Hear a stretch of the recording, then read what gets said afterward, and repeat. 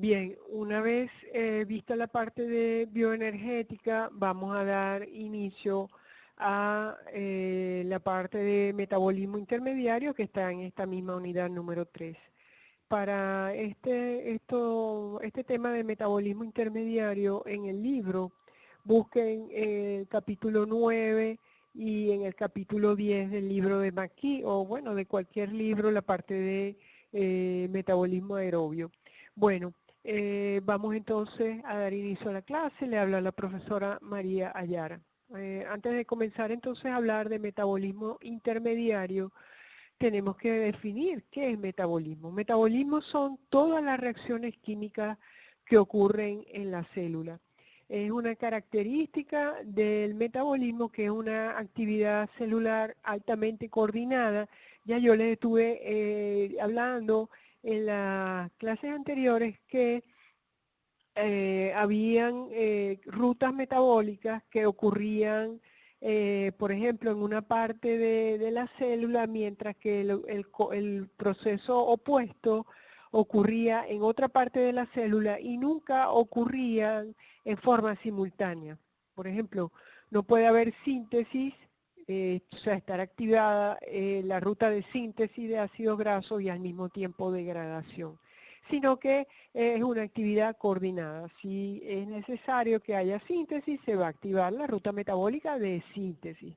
Y si es necesario que haya degradación, pues será esa la ruta metabólica que esté activada. Entonces hay una alta coordinación en el proceso del metabolismo. Allí intervienen entonces en esas rutas metabólicas diferentes sistemas multienzimáticos. Por ejemplo, las enzimas de la glicólisis, las enzimas de la síntesis de glucógeno, las enzimas de la degradación del glucógeno. Son sistemas multienzimáticos de cada una de las rutas que conforman el metabolismo. ¿Cuáles son las funciones del metabolismo? La primera, bueno, obtener energía química para que se puedan dar las diferentes funciones celulares. Convertir los nutrientes en biomoléculas es una función también del metabolismo. Se produce el proceso de digestión de los alimentos, el proceso de absorción de los alimentos. Entonces esos nutrientes van a ser convertidos en biomoléculas a través de distintas rutas metabólicas. También es una función del metabolismo polimerizar los precursores monoméricos. Ya hemos estado manejando un poco este concepto cuando hemos hablado de las biomoléculas y hemos dicho que las biomoléculas son polímeros. Entonces, en las rutas metabólicas, por ejemplo, en la síntesis del glucógeno, que es un polisacárido, se produce por la unión de muchas unidades monoméricas de glucosa. Entonces, eso es una función también del metabolismo. Y como también lo es síntesis y degradación de biomoléculas que tienen algunas funciones especializadas dentro del organismo. Cuando nosotros nos referimos a metabolismo intermediario, estamos hablando del destino de los componentes de la dieta después de la digestión y absorción. Entonces allí es una actividad combinada de todas las vías metabólicas que interconvierten los precursores, metabolitos y productos de bajo peso molecular. Las vías metabólicas se dividen en tres: las vías anabólicas, las vías catabólicas y las vías anfibólicas. Cuando hablamos de vías anabólicas, estamos hablando de síntesis de compuestos, rutas metabólicas que implican síntesis de compuestos. Entonces, las vías anabólicas, como por ejemplo la síntesis de proteínas, están involucradas en la síntesis de los compuestos que constituyen la estructura y la maquinaria corporal. Cuando hablamos de catabolismo, estamos hablando de degradación. Ejemplo, la cadena respiratoria. Involucran procesos oxidativos liberadores de energía, por lo general en forma de fosfatos de alta energía o equivalentes reductores. Y cuando nosotros hablamos de vías anfibólicas, por ejemplo, el ciclo del ácido cítrico, el ciclo de Krebs o el ciclo de los ácidos tricarboxílicos, es una vía anfibólica, tiene más de una función. Entonces allí tenemos un enlace entre las vías anabólicas y las vías catabólicas. Vamos a ver más adelante cuando estudiemos el ciclo del ácido cítrico, que es definido como una vía anfibólica. ¿Por qué? Porque tiene una parte o una función de síntesis de moléculas, pero también de procesos degradativos o vía catabólica. En esta lámina se les presenta las fases del metabolismo. Entonces tenemos catabolismo y anabolismo. En el catabolismo vemos que esos nutrientes que están presentes en los alimentos, nutrientes que contienen energía, que son los carbohidratos, las grasas y las proteínas, sufren un proceso de catabolismo para formar energía, hay síntesis de energía química. Vemos cómo en ese catabolismo el ADP, el NAD oxidado, el NADP oxidado o el FAD, son coenzimas oxidadas, van a través de esas reacciones de catabolismo, van a permitir la síntesis de energía química en forma de ATP, de NAD reducido, de NADP reducido o de FAD reducido. Y allí en ese proceso de catabolismo se generan unos productos finales de baja energía como CO2, agua y amoníaco. Y en el anabolismo entonces las moléculas precursoras, que son los aminoácidos, los azúcares, los ácidos grasos, las bases nitrogenadas, van a utilizar esa energía química, van a consumir ese ATP, ese NAD reducido, ese NADP reducido o ese FAD reducido, van a consumirlo o lo van a utilizar para entonces generar macromoléculas celulares como son las proteínas, los polisacáridos, los lípidos y los ácidos nucleicos. Sabemos, ya hemos mencionado que los aminoácidos son las unidades monoméricas de las proteínas, los azúcares las unidades monoméricas de los polisacáridos, que son polímeros. Los ácidos grasos son unidades monoméricas de los lípidos y las bases nitrogenadas de los ácidos nucleicos. Bueno, con los ácidos grasos haremos después algunos comentarios porque son un poco distintas del resto de las biomoléculas que vamos a estudiar.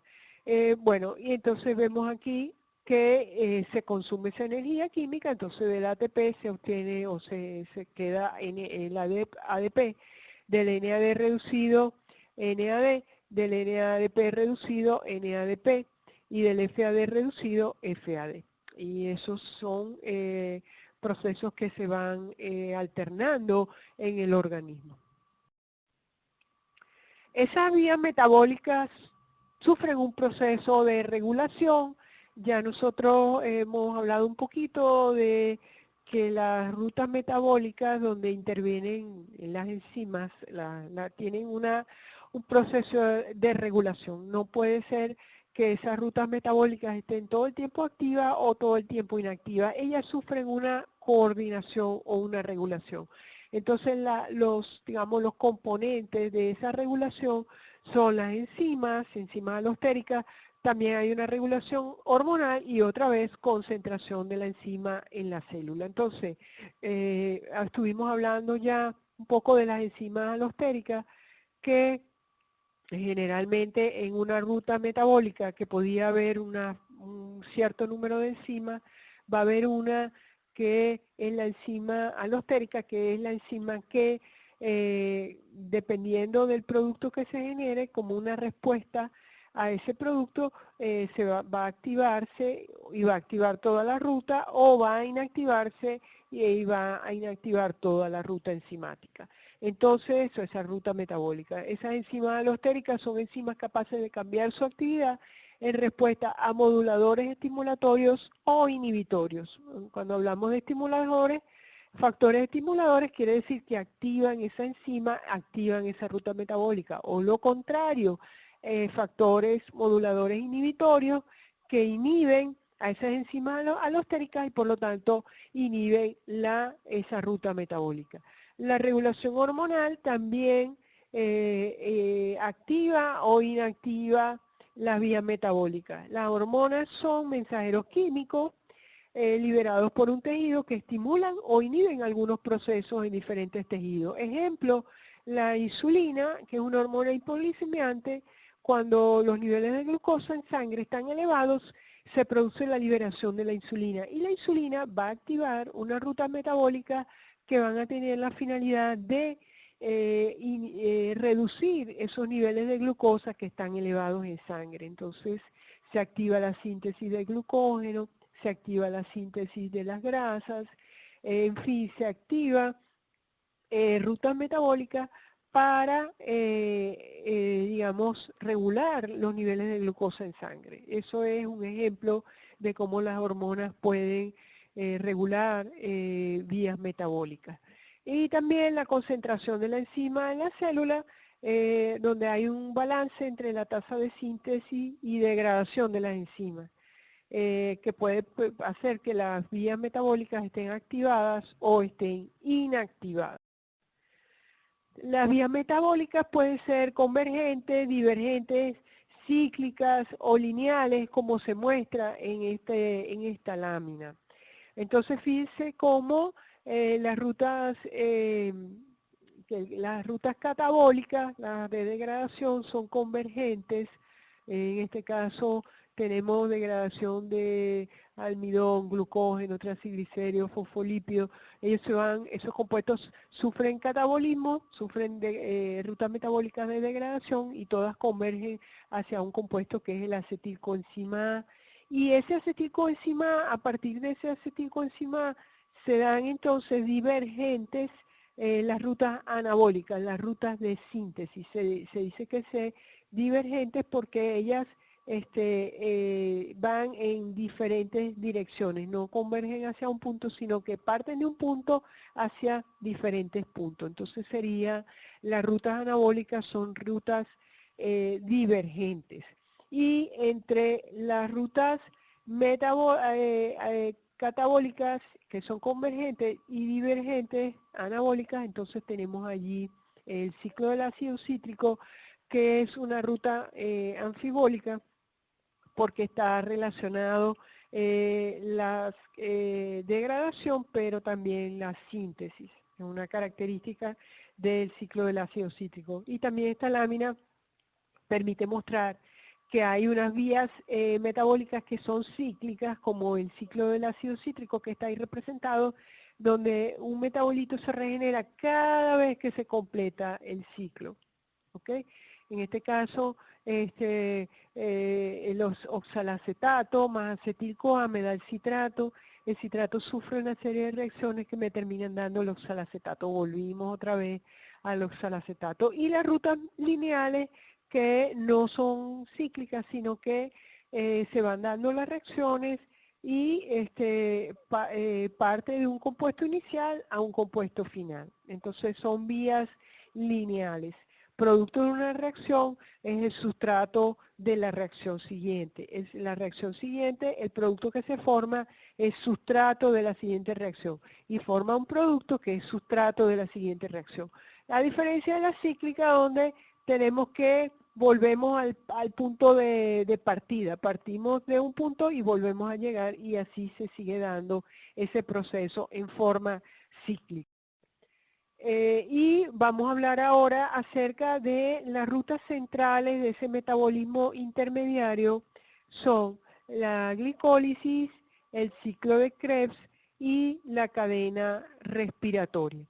Estas tres rutas metabólicas las vamos a estudiar en este tema de bioenergética y metabolismo intermediario.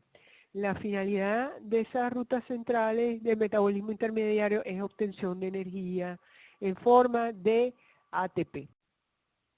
Ahora, antes de nosotros poder hablar de ese metabolismo intermediario, nosotros tenemos que referirnos al oxígeno. Si nosotros revisamos un poco la historia de la Tierra, tenemos que inicialmente la Tierra no había oxígeno, la Tierra carecía de oxígeno, era una atmósfera terrestre donde totalmente carecía de oxígeno. Las primeras formas de vida, las formas incipientes de vida, utilizaron moléculas simples como algunos ácidos carboxílicos y algunos aminoácidos para poder obtener energía. Esas primeras moléculas provenían de diferentes fuentes. Primero de la radiación del sol, de la luz solar, provenían de las descargas eléctricas, provenían también de los eventos térmicos que ocurrían en el centro de la Tierra o provenían de las toneladas de miles de toneladas de desechos tóxicos, de desechos cósmicos, o sea, del espacio, que llegaban a la Tierra a través de meteoritos y otros fenómenos, llegaban a la Tierra y eran esos desechos cósmicos eran también utilizados para producción de energía.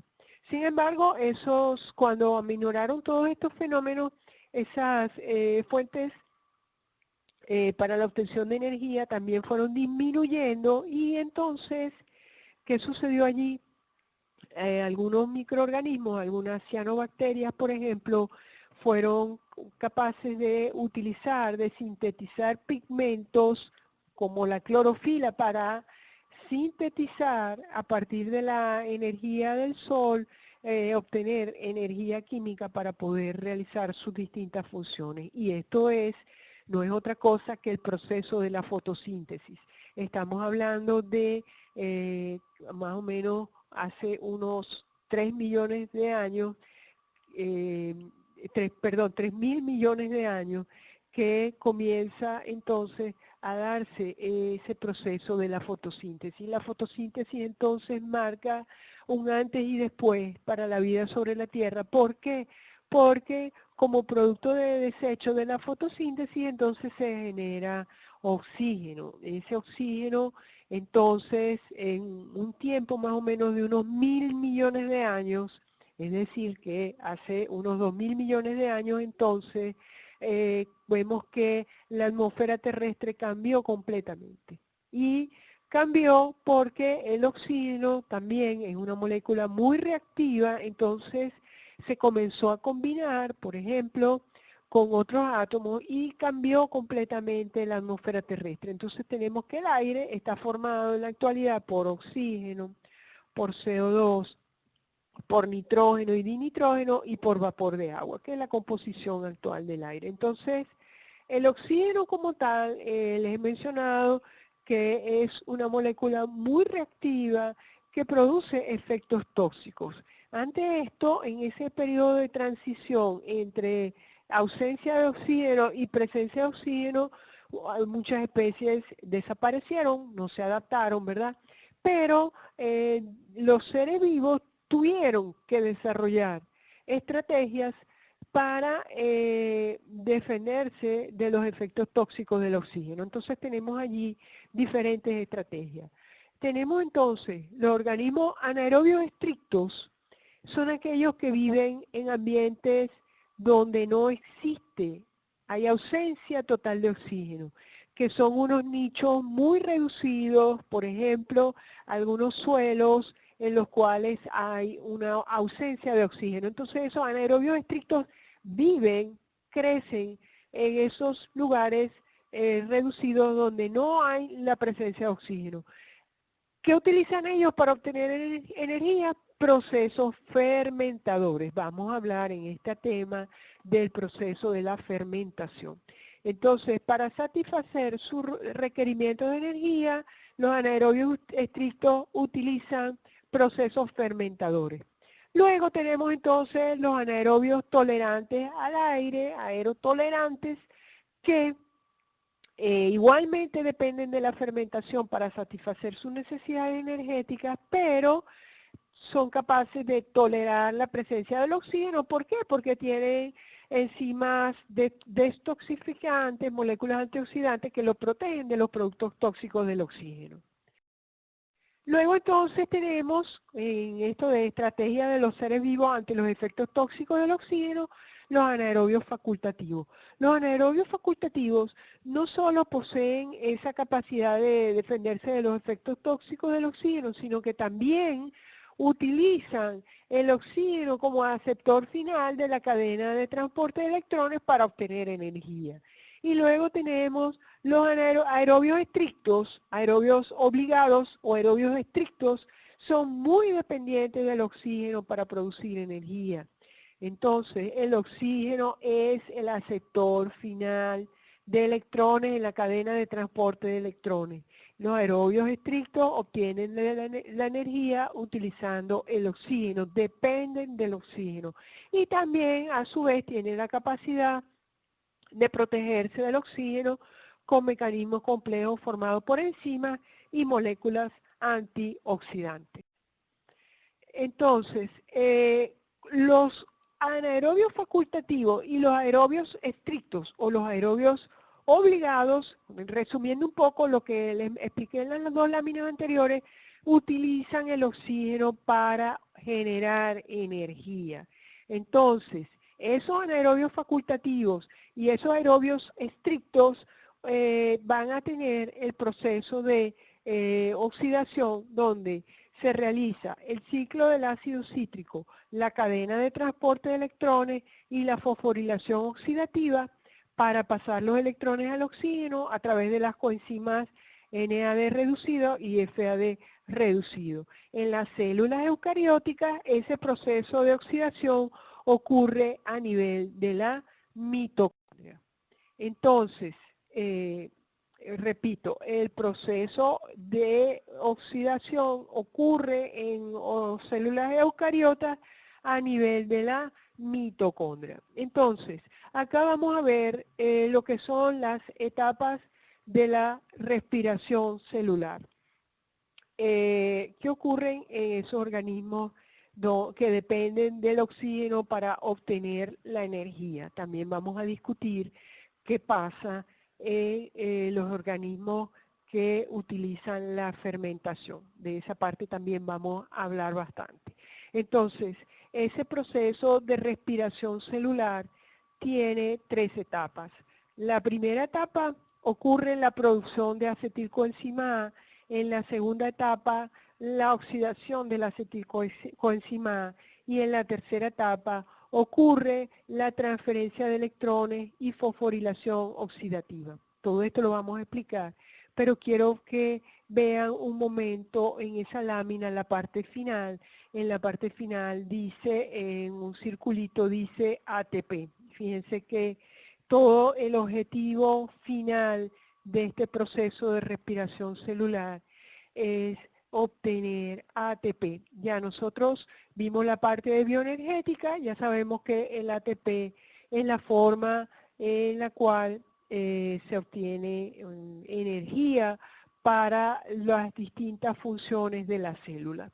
Entonces, todo este proceso de respiración celular tiene como objetivo síntesis de ATP. Entonces vamos a volver vamos a volver a cada una de esas etapas. Entonces en la primera etapa se produce acetilcoenzima A. ¿De dónde se produce? Bueno, tenemos varias fuentes. Aminoácidos, ácidos grasos y glucosa. Solamente vamos a centrar esta unidad, vamos a hablar de cómo se obtiene por el proceso de la glicólisis, a partir de la glucosa se obtiene piruvato. El piruvato a través del complejo de la piruvato deshidrogenasa me va a permitir la síntesis de acetilcoenzima A. Pero cuando veamos metabolismo de los aminoácidos y metabolismo de los lípidos, vamos a ver, o sea, metabolismo de los compuestos nitrogenados y metabolismo de las grasas, de los lípidos, vamos a ver que hay reacciones que nos permiten también obtener acetilcoenzima A.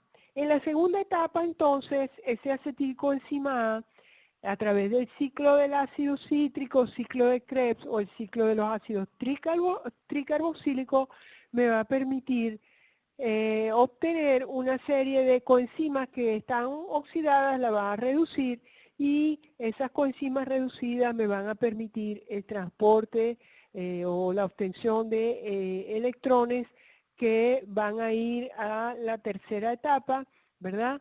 Que me va a permitir es la cadena de transporte de electrones, y la fosforilación oxidativa, donde el oxígeno es el aceptor final de esos electrones en la cadena de transporte de electrones, y allí entonces se va a producir a través de la fosforilación oxidativa la síntesis de ATP. Entonces, en esa segunda etapa, en el ciclo del ácido cítrico, se va a oxidar el acetilcoenzima A. Después vamos a ver cómo se produce ese ciclo del ácido cítrico, y se produce liberación de 2 moléculas de CO2, se generan esas coenzimas reducidas que me van a entrar a esa cadena de transporte de electrones y me van a permitir entonces la síntesis del ATP.